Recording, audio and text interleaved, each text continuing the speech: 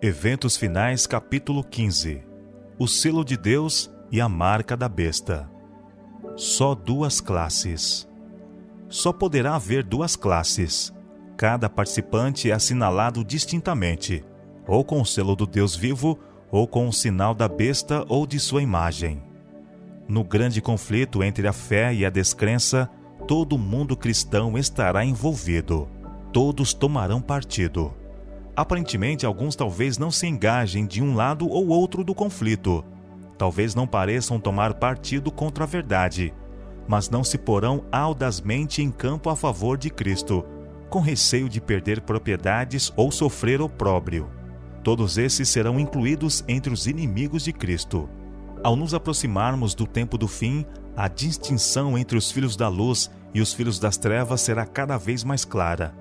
Eles estarão cada vez mais em desacordo. Esta diferença é expressa nas palavras de Cristo: nascer de novo. Criados novamente em Cristo, mortos para o mundo e vivos para Deus. São estas as paredes de separação que dividem o celestial do terreno e descrevem a diferença entre os que pertencem ao mundo e os que são escolhidos do meio dele, os quais são eleitos e preciosos à vista de Deus. Membros da família são separados. Os que têm sido membros da mesma família são separados. Sobre os justos é colocado um sinal. Eles serão meus, diz o Senhor dos Exércitos, naquele dia que farei serão para mim particular tesouro. Poupá-los-ei como um homem poupa a seu filho que o serve. Os que forem obedientes aos mandamentos de Deus unir-se-ão com um grupo de santos na luz, entrarão na cidade pelas portas e terão direito à árvore da vida. Esse será tomado. Seu nome permanecerá no livro da vida, ao passo que os que com ele se associam terão a marca da eterna separação de Deus. Julgados pela luz que recebemos. Muitos que não tiveram o privilégio que nós tivemos entrarão no céu antes dos que tiveram grande luz, mas não andaram nela. Muitos viveram de acordo com a melhor luz que tiveram e serão julgados em conformidade com isso. Todos terão de esperar pelo tempo designado, até que as advertências tenham ido a todas as partes do mundo, até que suficiente luz e evidências tenham sido dadas a cada pessoa. Alguns terão menos luz que outros, mas cada um será julgado de acordo com a luz recebida. Foi-nos concedida grande luz a respeito da lei de Deus. Esta lei é o padrão do caráter. Requer-se agora que o homem viva de acordo com ela, e seremos julgados por essa lei no último grande dia. Nesse dia, os homens serão tratados segundo a luz que receberam. Os que tiveram grande luz e a desprezaram encontram-se em pior situação do que aqueles a quem não foram concedidas tantas vantagens. Eles exaltam a si mesmos, mas não ao Senhor. A punição imposta aos seres humanos será em todos os casos proporcional à desonra que eles causaram a Deus. Cada qual receberá esclarecimento bastante para fazer inteligentemente a sua decisão. Não há desculpa para cegueira voluntária. Ninguém será condenado por não fazer caso da luz e do conhecimento que nunca teve e não pôde obter. Muitos, porém, recusam obedecer à verdade que lhes é apresentada pelos embaixadores de Cristo, porque desejam acomodar-se ao padrão do mundo, e a luz que penetrou no seu entendimento, a luz que resplandeceu na alma, condená-los-á no juízo. Os que têm oportunidade de ouvir a verdade, mas não se esforçam para ouvi-la ou compreendê-la, pensando que, se não ouvirem, não serão responsáveis, serão considerados culpados perante Deus, como se a tivessem ouvido e rejeitado. Não haverá desculpa para os que preferem continuar no erro, quando poderiam compreender o que é a verdade. Em seus sofrimentos e morte, Jesus fez expiação por todos os pecados de ignorância, mas não foi tomada nenhuma providência para a cegueira voluntária. Não seremos considerados responsáveis pela luz que não atingiu nossa percepção, mas pela luz a que resistimos e que rejeitamos. Um homem não poderia compreender a verdade que nunca lhe foi apresentada, e não pode, portanto, ser condenado pela luz que nunca teve. A importância da beneficência prática. As decisões do último dia recaem sobre nossa beneficência prática. Cristo reconhece cada ato de beneficência como feito a Ele mesmo. Quando as nações se reunirem diante dele, não haverá senão duas classes, e seu destino eterno será determinado pelo que houverem feito ou negligenciado fazer por ele na pessoa dos pobres e sofredores. Há, entre os gentios, almas que servem a Deus ignorantemente, a quem a luz nunca foi elevada por instrumentos humanos. Todavia, não perecerão. Conquanto ignorantes da lei escrita de Deus, ouviram sua voz a falar-lhes por meio da natureza e fizeram aquilo que a lei requeria. Suas obras testificam que o Espírito Santo lhes tocou o coração e são reconhecidos como filhos de Deus.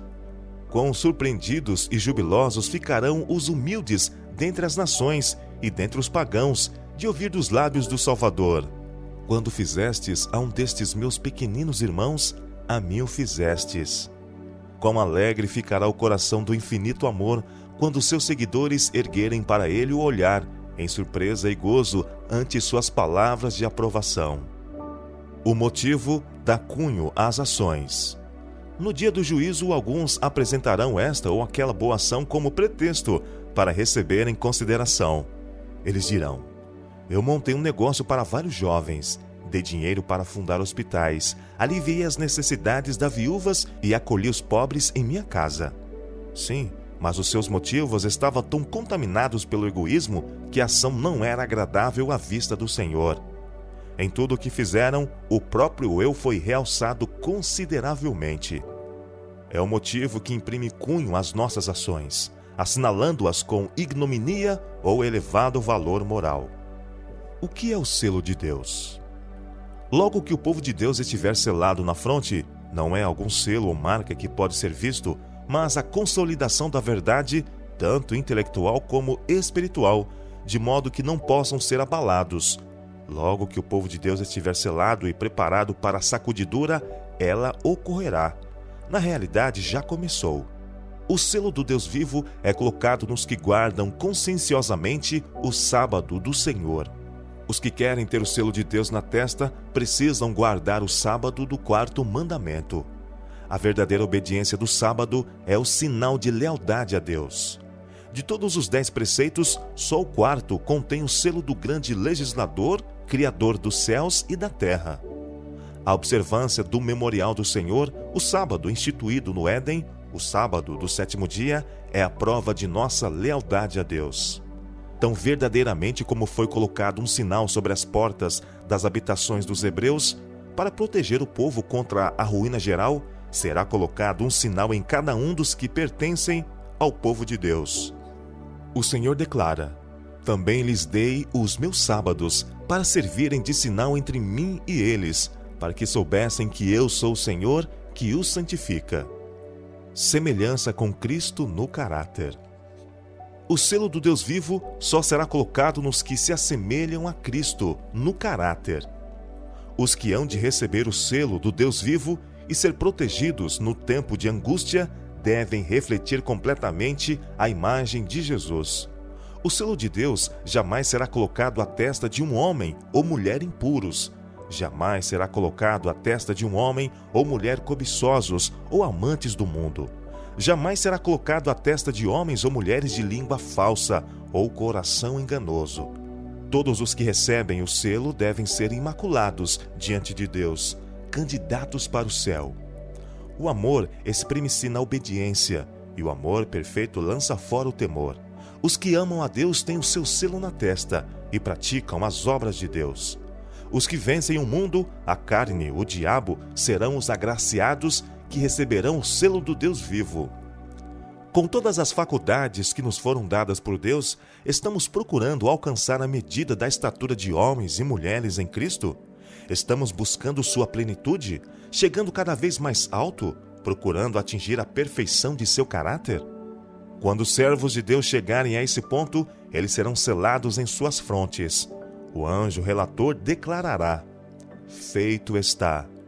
Eles estarão completos naquele a quem pertencem pela criação e pela redenção. No tempo do selamento, agora. Vi que a presente prova do sábado não poderia vir até que a medição de Jesus no lugar santo terminasse e ele passasse para dentro do segundo véu. Portanto, os cristãos que dormiram antes que a porta fosse aberta no Santíssimo, quando terminou o clamor da meia-noite no 7º mês, em 1844, e que não haviam guardado o verdadeiro sábado, agora repousam em esperança, pois não tiveram a luz e o teste sobre o sábado que nós agora temos, uma vez que a porta foi aberta. Eu vi que Satanás estava tentando alguns do povo de Deus neste ponto, sendo que grande número de bons cristãos adormeceram nos triunfos da fé e não guardaram o verdadeiro sábado. Eles estavam em dúvida quanto a ser isto um teste para nós agora. Satanás está agora usando cada artifício neste tempo de selamento, a fim de desviar a mente do povo de Deus da verdade presente e levá-los a vacilar. Vi que ela, a senhora Hastings, estava selada, e a voz de Deus ressurgiria e se ergueria sobre a terra, e estaria com os 144.000. Vi que não precisamos chorar sobre ela. Ela repousaria durante o tempo da angústia. Em nossa terra vivem homens que passaram dos 90 anos de idade. Os resultados naturais da velhice se fazem notar em sua debilidade, mas eles creem em Deus e o Senhor os ama. O selo de Deus está neles e se encontrarão com aqueles a cujo respeito o Senhor disse: bem-aventurados mortos que morrem no Senhor. Oxalá o selo de Deus seja colocado em nós. Dentro em pouco será colocado o selo de Deus em cada um de seus filhos.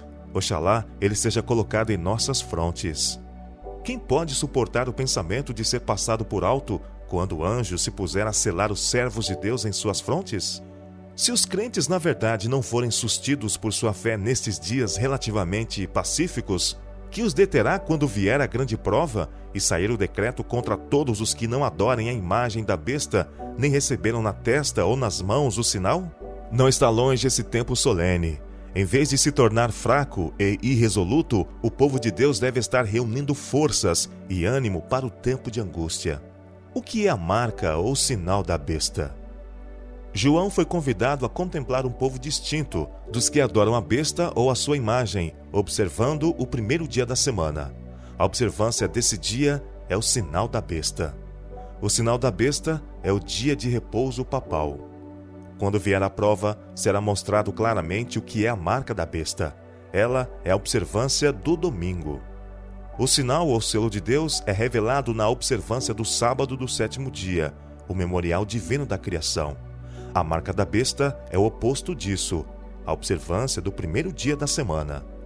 A todos, os pequenos e os grandes, faz que lhes seja dada certa marca sobre a mão direita ou sobre a fronte. Apocalipse capítulo 13, verso 16. Os homens não só não deverão trabalhar com as mãos no domingo, mas reconhecer com a mente que o domingo é o sábado.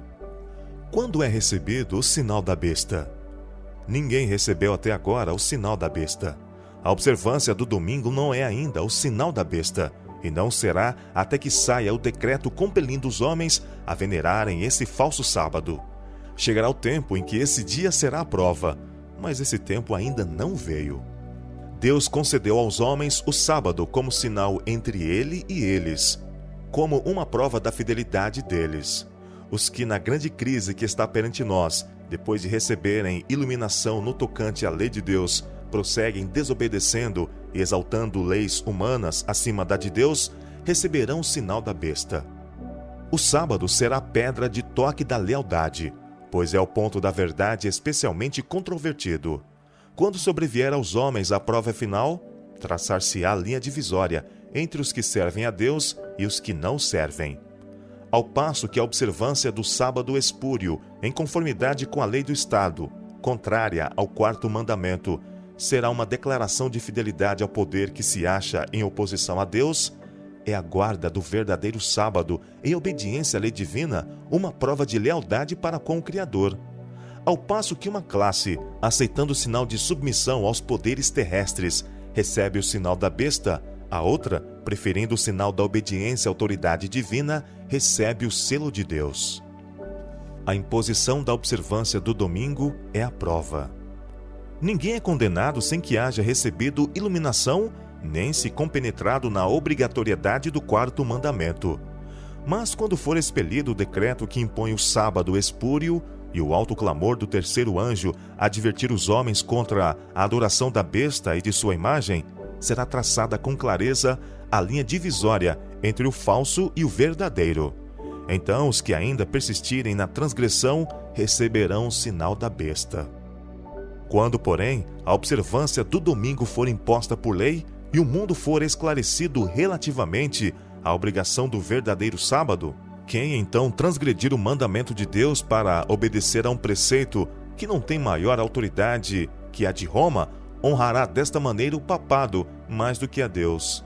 Prestará homenagem a Roma, ao poder que impõe a instituição que Roma ordenou. Adorará a besta e a sua imagem. Ao rejeitarem os homens a instituição que Deus declarou ser o sinal de sua autoridade e honrarem em seu lugar a que Roma escolheu como sinal de sua supremacia, aceitarão de fato o sinal de fidelidade para com Roma, o sinal da besta. E somente depois que esta situação esteja assim plenamente exposta perante o povo, e este seja levado a optar entre os mandamentos de Deus e os dos homens, é que então aqueles que continuam a transgredir hão de receber o sinal da besta.